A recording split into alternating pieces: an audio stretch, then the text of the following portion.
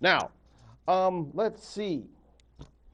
Today I'm also supposed to keep my promise and tell you the story of Octopus Lady and Crow.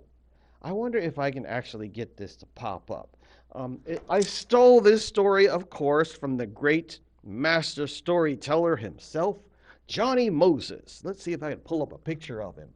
And it's not going to work. I'll just go this way. I'll come back over here and pull up the screen. How are we doing on time? 4 minutes and 4 seconds. We're going to pull this up. There's Johnny Moses right there. Ta-da!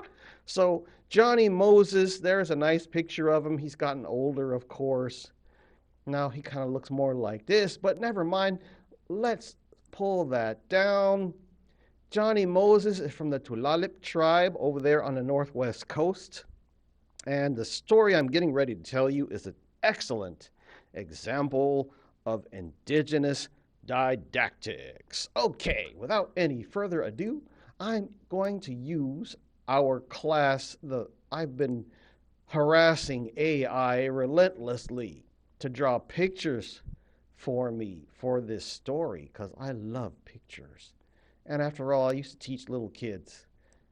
And I gotta tell you the story of Ska. That's what they call him in the Spookani language. And when I used to live up there, I learned some Spookani.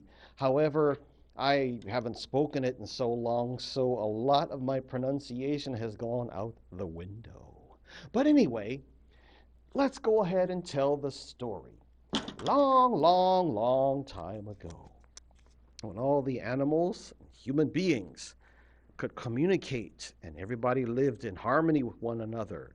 All was going well. All got along, except for Crow. Crow would go around visiting all the other animals, and he would insinuate himself into their lodges, and he would expect, in native culture, whenever we have guests, we feed our guests. So he liked to get free food, but he was also an insufferable know-it-all.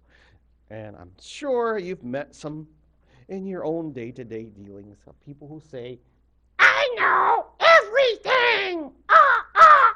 In the Spokane language, we say, it's ya! It's ya! It's me, Stan! It's me, Stan! So that just means I know everything. He'd go visiting, he'd go to the chief of the bear people in his lodge, and the bear would say, you must not go down to the beach when the tide is out, because Octopus Lady lives down there. And Crow would say, it's me, Stan! It's me, Stan! I know! And he would irritate Bear, and Bear would very politely ask him to leave after a little while.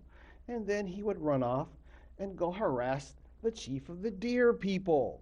So here's Chief Deer. AI did a really good illustration there.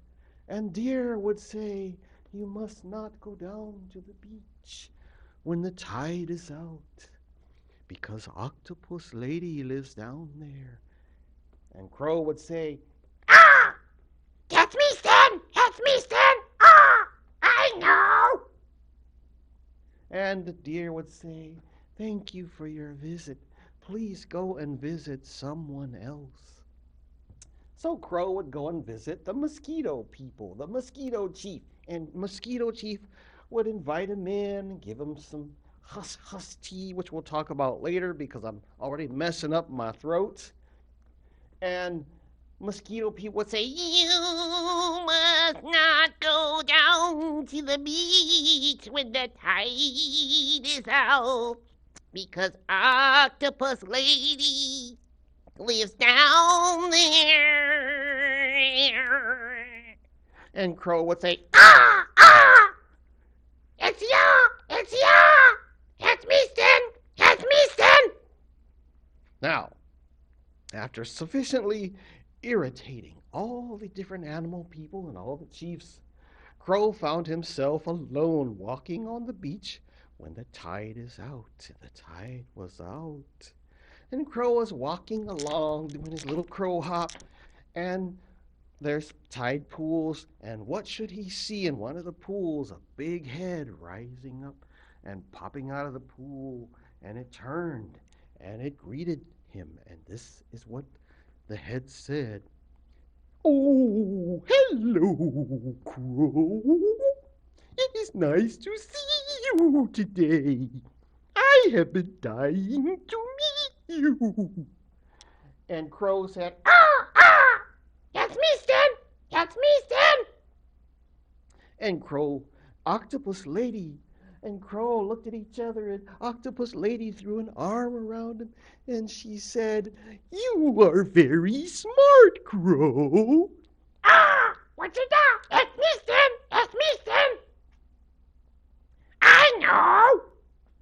And she threw another arm around him and she said, "You're very handsome, Crow." "Ah, ah, it's me, Stan, it's me, Stan." And she threw another arm around him.